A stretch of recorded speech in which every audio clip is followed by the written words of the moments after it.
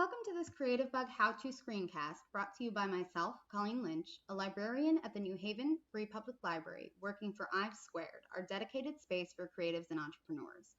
While the NHFPL has many different online resources and databases, one of the ones that gets me most excited is Creativebug, so I'm pleased to show you the ins and outs of this crafting and art class resource. To give you a brief introduction on what Creativebug is about, I'll help you find it first. You're going to go to nhfpl.org, our main website, hover over collections, and go to electronic resources. You'll see at quick links, Creativebug is at the top. You can also find it under electronic resources under C. These are the two ways you can get to it, with the connection to New Haven Free Public Library giving you access instead of typing creativebug.com. You'll see the affiliation at the top.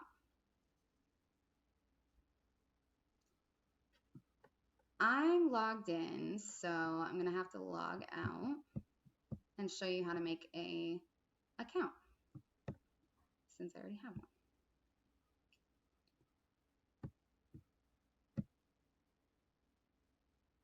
So New Haven Free Public Library has provided access. If you don't have an account, you can make one easily with your first and last name, your email, and password. You do not need your library card. I'll log in as I already have one, and we'll go to the main page.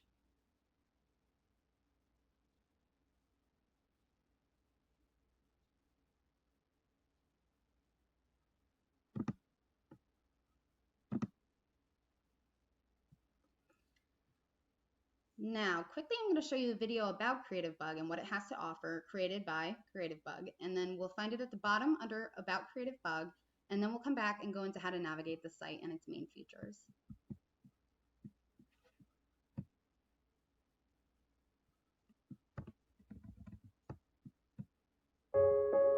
At first, I offered classes to friends, I would practice, and I thought of it as, if this was a dream class that I would have taken in the beginning, this is how I would have presented it. I think I've always drawn and made things and taken workshops, and then eventually I got to a point where I had taken so many classes I was like, well, I could teach these, and then eventually I did start teaching them.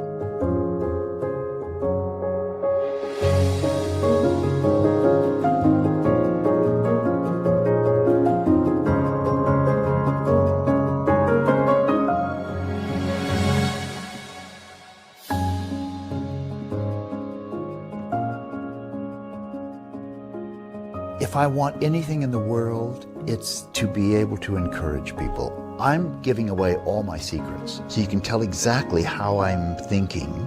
Nothing makes me happier than that.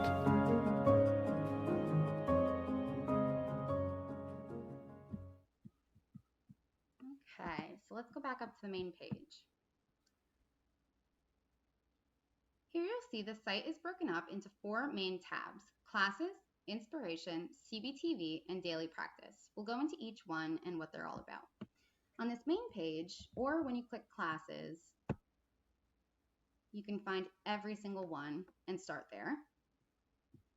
Filter your results, sort them, do a class search, or go back to the home page and go through some of the features they have on the screen. They have Camp Creativebug, July Lookbook, which is always one of my favorites, and What's Trending Now, some of the projects that people are loving right now on the site. If you want to browse all classes, again, you can click here, or you can look into new releases or the Daily Practice series. Now, when you hover over classes, it shows an easier way, if you don't really know what you're looking for, but you know the category, to search the site. You have art and design, sewing, quilting, paper, knitting, crochet, food and home, jewelry, holiday and party, and kids. Holiday and party is one of the favorites of the Tinker Lab because we love holidays. And I know personally, I had a Christmas party last year and I made a lot of crafts from classes that were on this site. If you click or hover over any of them, such as paper, you'll see that they also break it down into different kinds of classes, and then also for beginners, multi-part classes, quick classes, and techniques, or you can see all. We'll go into how a class works and what it looks like, but I want to go to my favorite tab second, just to let you know. It's called Inspiration, and it is broken up into calendar, feeds, pattern library, class collections, and instructors. Each one of these tabs is one of my favorite things about this site. Calendar is exciting, as when you click it, it'll show you upcoming classes for this month. Video. So the ones that you've recently missed, you can play, or you can add these to your calendar to remind you that they're coming up, the ones that have not come through. Every new class is exciting because it adds something that wasn't previously there in the search. So I like to look through this. Let's watch this quick video on monthly preview for Women's History Month. Head of the painting department said to me, and I quote, "You should never paint again." The biggest authority in my life had told me, I can't do this. I almost failed home ec because my little apron fell apart, and the home ec teacher told me, "You will never learn how to sew." And so it's funny that sewing's really come to define my life in so many ways. We're all capable of standing up and saying, no, you don't get to decide if I'm creative or not. I'm going to decide if I'm creative or not. Very few people are born with talent and confidence and skill wrapped up in a nice little bow. Like, especially with social media, you're seeing everybody's work out there, and you're often seeing the work of really established artists who've been doing this for years, decades even. If I think about how I used to draw and how I draw now and how much easier it is for me now, and that's only because I've had 30 years of drawing. The difference is the people that succeed stick with it and have been doing it longer. You just can't compare yourself as a beginner to someone who's more experienced. The way you find your voice as an artist is to just experiment and play and try different things. When you're playing, it bypasses insecurity, procrastination, perfectionism. Instead of driving me to hide, self-doubt inspired me to work really hard, because once I realized that people were paying attention, I wanted to be as good at it as possible. It's okay to make mistakes, and that's how you learn. And sometimes what I think is a mistake is actually a really good direction to continue going in. We have to be very diligent and be excited about being diligent about what we're doing and what we're making. I know it's hard, but we're making such progress, and you cannot unsee progress.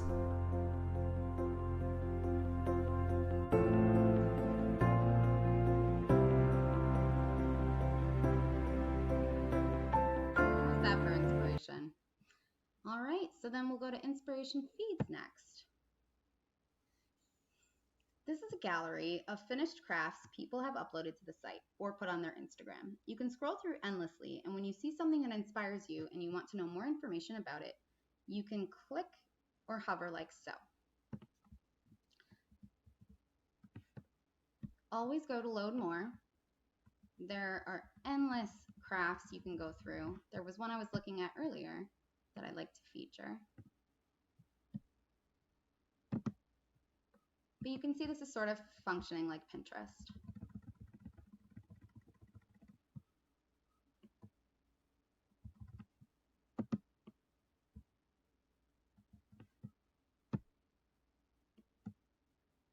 Now this is one of my favorites. What you can do is hover over the picture you like and see that you can heart it, you can comment on it, you can share it through your Facebook, Pinterest, or Twitter, and you can enlarge it to see the comments and hearts on it and who made it.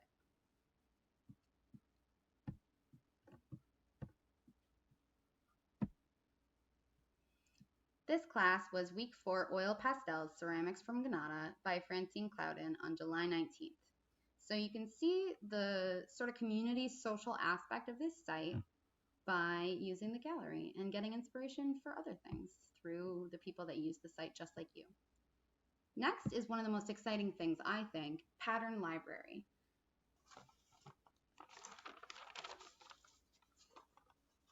This is a more direct section where you do not have to watch a class but can download for free, that's right, free, professional patterns for sewing and knitting and such right to your desktop.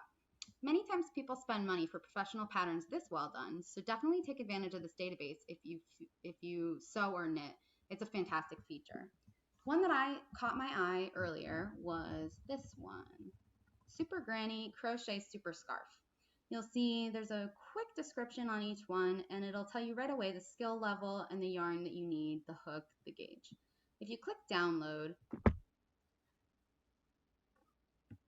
you you will instantly find everything you need to make this craft by yourself. So if this is an intermediate yarn inspirations class, but it's not a video class and you just want the pattern, you can always do this.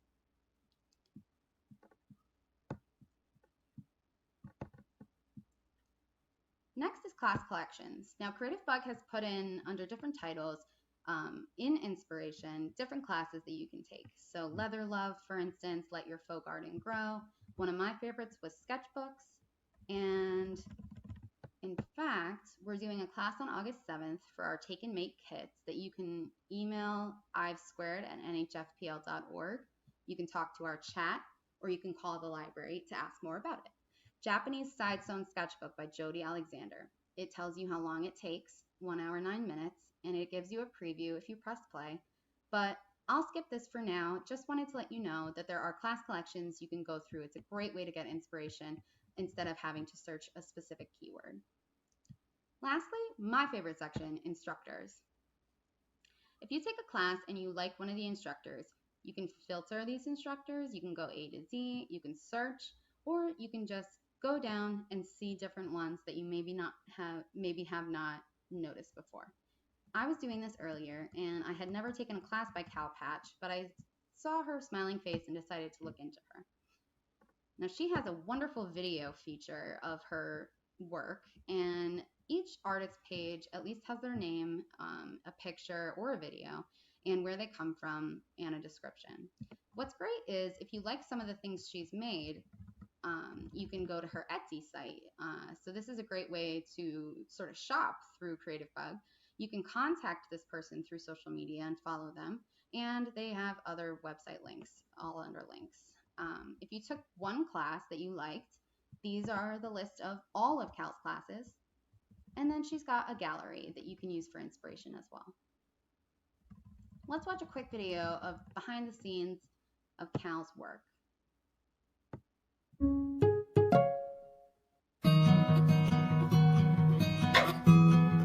I lived in New York City for 18 years. I studied fashion design and I became a clothing designer. But the way the industry works, you don't really get a lot of hands-on time. I like touching fabric, making stitches, actually making things from scratch. So eventually I left the industry and began making things on my own. I opened a store. Now I have an Etsy shop. Knitting is very hip.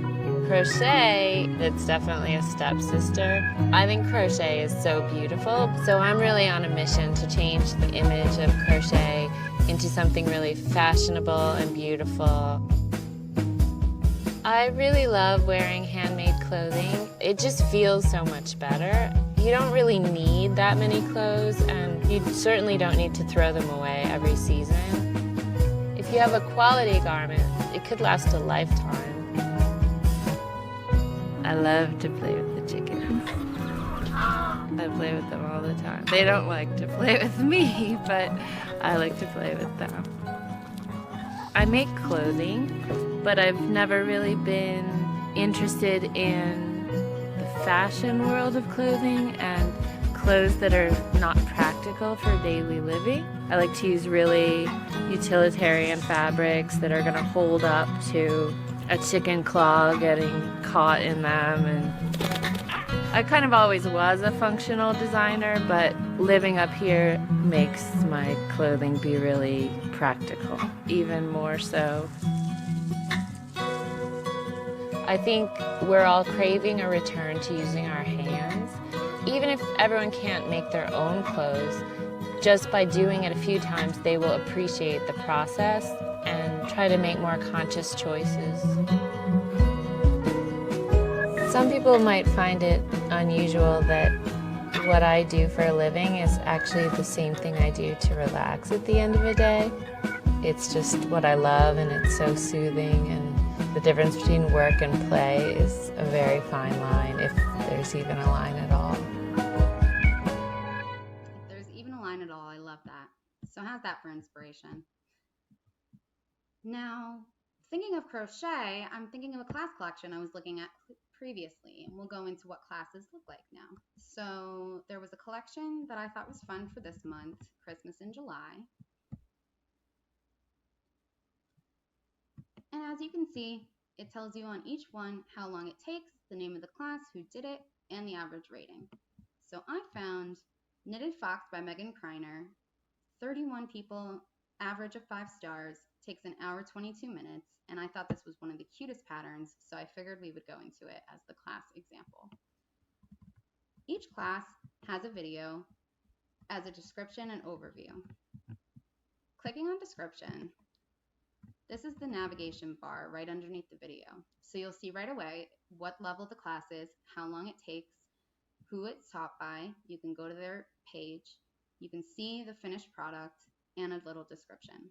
What's exciting is it'll tell you what you learn in this class. So if you're, for instance, looking to look at like magic loops or sort of knitting and assembling parts for a stuffed animal, this is what you'll pick up in the class. So this is skills that you'll pick up for the class, and then this is what's included in the class. What's exciting is you can download a PDF to follow along or take with you. You can watch the videos, or you can take this and read it, and it's got all the information that you need. You can print this out, you can share it, it's all free. At the bottom, you have class discussion. This is helpful because it's people that take the class that have FAQs, such as the pattern we need says we need DPNs. Do we really, or can we use circulars instead for everything? It has 2 replies. So this is another social aspect of the site where you can talk to other people. Who's recently taken this class? You'll show up here if you have. You can sort of investigate what other classes people have taken. So if you think this person seems like an interesting person, you can click on them and go to their profile, and it'll tell you all the classes they've taken. Another way to search the site for other classes, if you liked this one, is go to related classes at the bottom. This is where the search feature, instead of searching knitted animal, you'll come up with something that maybe you didn't think of, like turn a t-shirt into a trivet, or sew a Lucky Juju cat doll that you may not have thought of after this craft.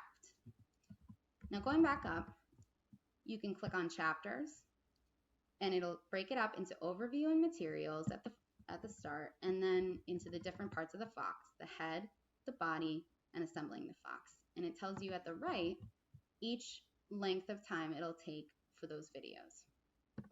Let's watch the quick overview of this craft.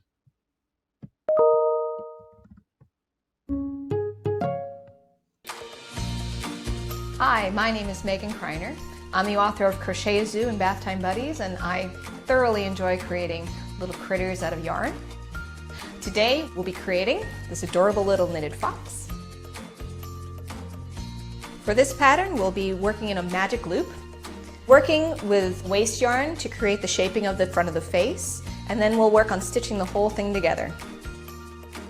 This little guy is made mostly in stockinette stitch, which is fairly simple, and we'll spend a good deal of time going over the assembly so that you can also make an adorable little fox just like this one.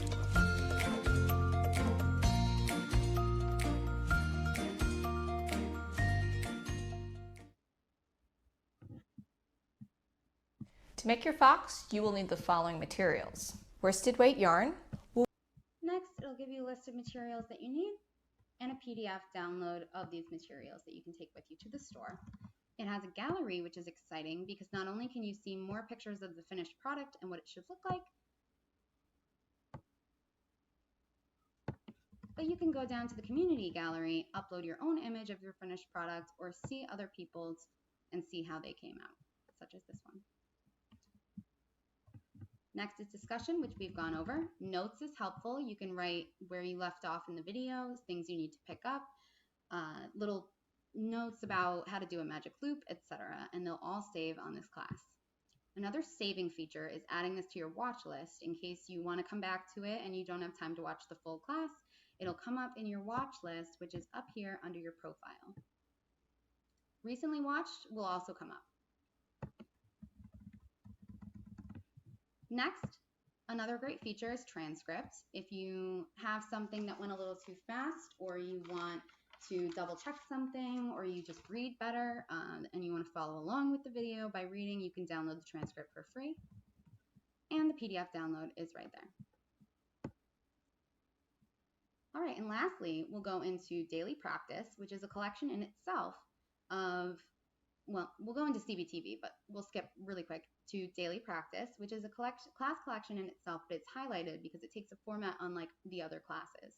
These classes are structured to give you one small craft to do every day of the month, or one piece of a larger craft to make every day of the month.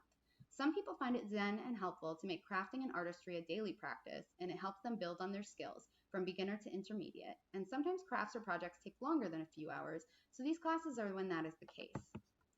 One that I really enjoyed when I was looking through was Working in Acrylic Ink, a daily sketchbook practice by Missy Dunaway. Over the month, it will take 5 hours and 4 minutes. And the only difference here in the way it is broken up is the chapters. And it gives you an overview and breaks it up by day. These don't come out live, so you can always skip to day 10 and do 3 days in a row during one day. They're all available all month. Let's watch the overview of this class collection. Hi, I'm Missy Dunaway. I'm an artist and illustrator. In this daily practice, we're going to be establishing the daily routine of keeping a sketchbook and visual diary. We'll grow accustomed to painting with acrylic ink in a bound book and explore new ways to use our materials. Lessons will progress from easy to advanced as we learn to break down compositions into simple masses of color, apply acrylic ink in layers, and gradually add detail and complexity.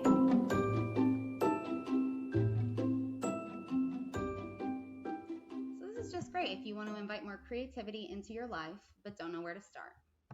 I know it's a stereotype that artists keep. This is kind of a newer feature for me, and it's actually really exciting. It's Creativebug Television, so it's a little bit like a documentary and a lookbook episodes for each month that will give you inspiration and also give you a look into these artists' lives and their crafts. So there are CBTV episodes for June, May, April. You can scroll down for more videos that are featured. You can go to CB Live, which is every week we post live videos on Facebook and archive them here. So you can view all of those. And you can go down to the instructor videos that are gathered here for these people that are in these videos for CBTV. Let's watch a quick video about CBTV.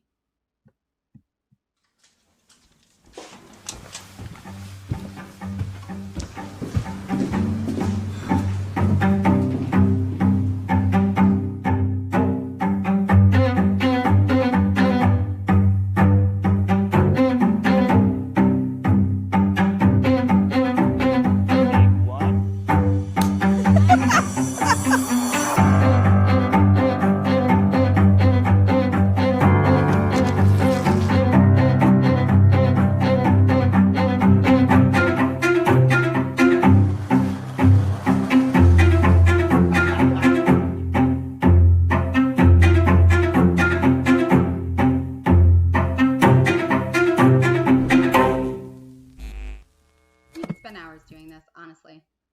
All right, and so to finish, I figured we could watch the June lookbook on CBTV, a short inspirational video highlighting crafts from the classes that were new and featured last month.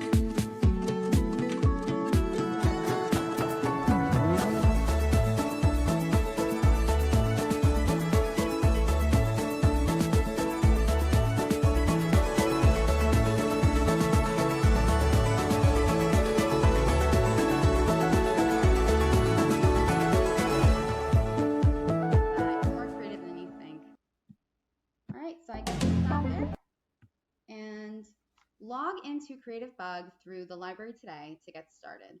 You're more creative than you think. If you have any further questions, you can email the I've Squared team at ivesquared@nhfpl.org. Thanks for watching.